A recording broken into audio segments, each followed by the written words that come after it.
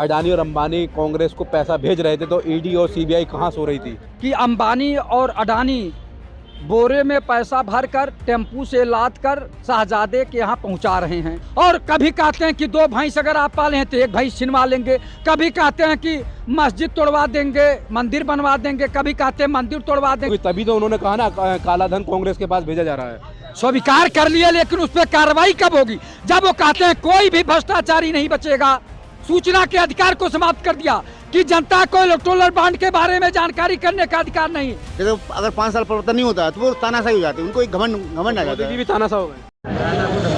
2024 के चुनाव के अंदर ऐसे ऐसे मुद्दे उठ रहे हैं जिनकी आप कल्पना भी नहीं कर सकते थे, क्योंकि प्रधानमंत्री मोदी जी के ऊपर राहुल गांधी अक्सर अडानी और अंबानी के मित्र होने का आरोप लगाते थे, लेकिन अब प्रधानमंत्री मोदी जी ने ही अडानी और अंबानी को लेकर एक आरोप लगाया है कि कांग्रेस पार्टी की अडानी और अंबानी से डील हो गई है और टेम्पो में भरकर उनको पैसे दिए जा रहे हैं। तो अब कांग्रेस के पूर्व अध्यक्ष राहुल गांधी ने जवाबी हमला करते हुए प्रधानमंत्री मोदी पर उन्होंने कहा है कि आखिरकार वो टेम्पो के अंदर जब पैसा आ रहा था तो क्या उनका ये पर्सनल एक्सपीरियंस है, या अगर टेम्पो में पैसा आ रहा था तो फिर ईडी और सीबीआई उनकी कहाँ सो रही थी।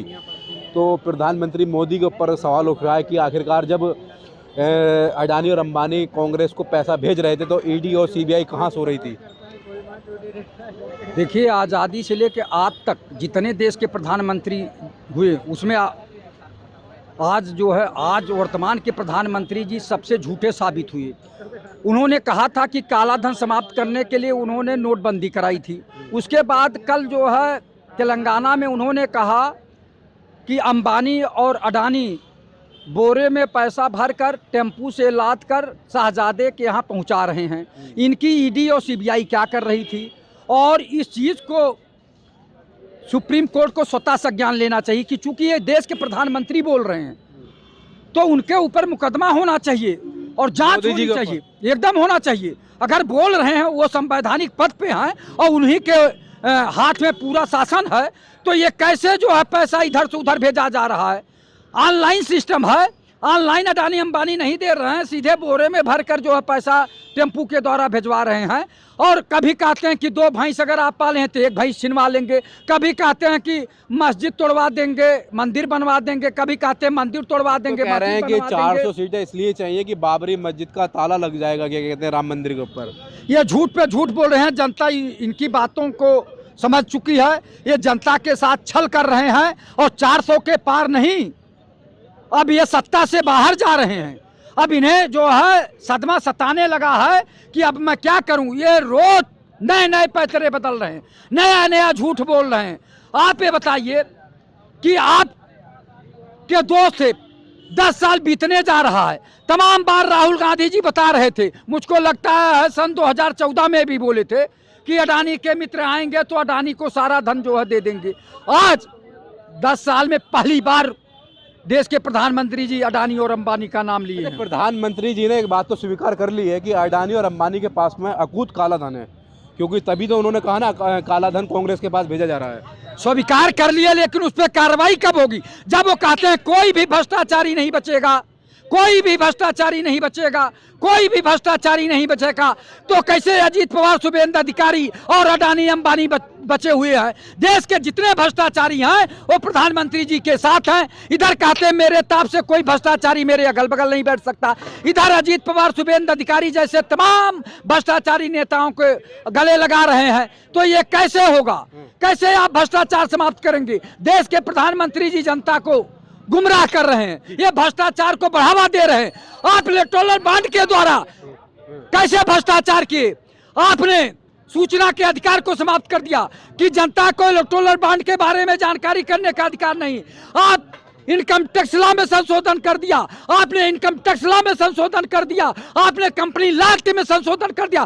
प्रायोजित तो सुप्रीम कोर्ट ने संवैधानिक करार तो दिया ना उसको। अरे सुप्रीम कोर्ट को हम बधाई देते हैं, धन्यवाद देते हैं कि कम से कम उस कानून को असंवैधानिक घोषित किया। उसमें प्रधानमंत्री जी का कोई सहयोग नहीं है। प्रधानमंत्री जी तो प्रधानमंत्री ने तो कानून बनवाया था ना, उनका सहयोग तो ये है ना। तो जनता जान गई, अब जनता जान गई कि प्रधानमंत्री जी सरासर झूठ बोल रहे हैं। जनता जान गई, अब उनसे विश्वास हट चुका है, इसलिए अब जनता उन्हें बदलना चाहती है। जय हिंद, जय भारत। प्रधानमंत्री मोदी जी ने अडानी अंबानी को लेकर हमला बोला और कहा है कि इनका जो पास काला धन है वो कांग्रेस के पास टेम्पू में भरकर जा रहा है। तो क्या विश्वास है प्रधानमंत्री मोदी जी की इस बात को लेकर, क्या पैसा जो है काला धन जो है वो कांग्रेस के पास जा रहा है इस टाइम, वो चुनाव में खर्च हो रहा है? नहीं, इस बारे में मुझे नॉलेज नहीं, लेकिन मैं लोकतंत्र के बारे में इतना कहना चाहता हूँ कि लोकतंत्र में जो सत्ता होती है तो लोकतंत्र में 5 साल बाद परिवर्तन आना चाहिए। अगर परिवर्तन नहीं होता है तो फिर सरकार किसी की भी हो, हम ये नहीं कह रहे हैं किसी की भी हो, चाहे कांग्रेस चाहे भाजपा किसी की हो, जैसे अगर 5 साल परिवर्तन नहीं होता है तो वो तानाशाही हो जाती है, उनको एक घमंड आ जाता है। मोदी जी भी तानाशाह हो गए। जैसे अगर 5 साल परिवर्तन नहीं होता है तो वो तानाशाही हो जाती है, उनको एक घमंड आ जाता मोदी जी है। भी तानाशाह हो गए। लड़कों को रोजगार नहीं मिल पा रहा है, नौकरी नहीं नहीं मिल पा रहा है सरकार में। रोजगार जैसे हम देखते हैं अक्सर यूट्यूब पे फेसबुक पे देखते हैं लड़के इतने बेरोजगार हैं और एग्जाम देते तो पेपर आउट हो जाता है ना, होता आपने खुद देखा होगा। तो पेपर आउट जो एग्जाम का भी हो रहा है, अब तो नीट का भी हो गया है। हाँ, तो आउट हो जाता है तो बेरोजगारी बढ़ रही है। और जब कोई लड़का बेरोजगार होता है तो उसका 3 कार्य होते हैं। वो जब कोई लड़का बेरोजगार होता है तो उसके तीन कार्य उसका होते हैं। वो जुतियाया जाता है, लतियाया जाता है, गलिया जाता है, उसको सम्मान नहीं मिलता है कहीं।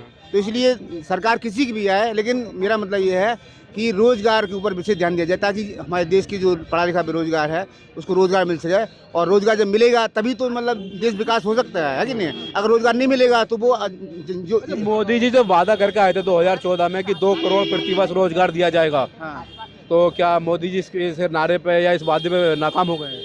तो वो तो जैसे हम जैसा देखते हैं न्यूज में, समाचार में, यूट्यूब फेसबुक न्यूज पे क्या आसपास में भी देखते हैं तो वो रोजगार तो दिखाई नहीं पड़ रहा है। लड़के कितने बेरोजगार घूम रहे हैं। राहुल गांधी कह रहे हैं 30 लाख पद जो खाली है उनको भरा जाएगा पहली कैबिनेट में, उसके ऊपर विश्वास है आपको?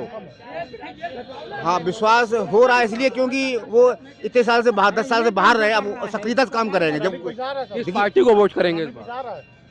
नहीं, मैं तो राज कर्मचारी हूँ, मैं जनता को ये संदेश देना चाहता हूँ। राज कर्मचारी हूँ इसलिए मैं किसी के पक्ष नहीं लेता। मैं इतना कहना चाहता हूँ कि जनता जो है अपने कैंडिडेट, जो क्षेत्र कैंडिडेट हो, जो भी कर्मचारियों के लिए पेंशन का भी मुद्दा उठाया जा रहा है, तो इसको लेकर क्या कह रहे हैं?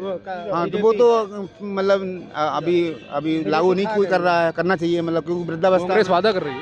अच्छा, तो वृद्धावस्था में जब रोजगार पैसा नहीं होता तो कोई पूछता नहीं है। वो एक सहारा होता है, वो मतलब होना चाहिए वृद्धावस्था में।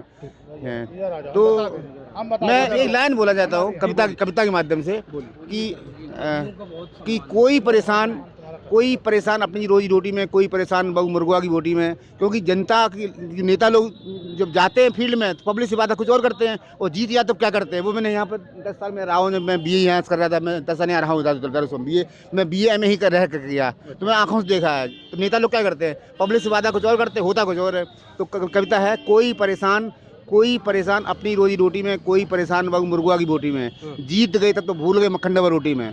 3 टाइम दूध रोटी कुत्तों खिलाते हैं, 3 टाइम दूध रोटी कुत्तों खिलाते हैं और हम लोगों के बच्चे नमक रोटी नहीं पाते हैं। 3 टाइम दूध रोटी कुत्तों खिलाते हैं और हम लोगों के बच्चे नमक रोटी नहीं पाते हैं। बन के बेगाने में फटी लंगोटी में, कोई परेशान अपनी रोजी रोटी में, कोई परेशान वो मुर्गा की बोटी में। जीत गए तब तो भूले मक्खन डबल रोटी में। ये लाइन थी सर। और मंत्री बन जाते हैं, हाँ, जो मंत्री जी होते मंत्री बन जाते हैं सर, मंत्री बन जाते हैं। वो भी देखिए हर सरकार मंत्री घोटाला करते हैं। तो अच्छा माल सब मंत्रियों से बचा नहीं, अच्छा माल सब मंत्रियों से बचा नहीं। सड़ा गला बचा वो गरीब से बचा नहीं, गरीब से बचा तो वो गालियों से बचा नहीं। चढ़ गई कुर्सियाँ जमाने भर की मेवा। धन्यवाद, थैंक यू।